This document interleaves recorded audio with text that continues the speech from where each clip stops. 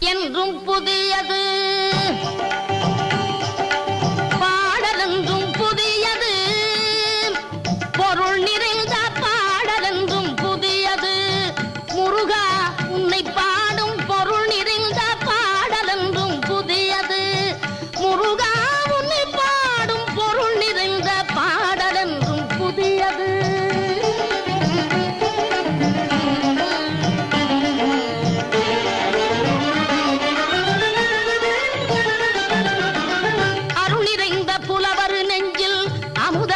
தமிழ் கொடுத்த பொருள் நிறைந்த பாடல் என்றும் புதியது.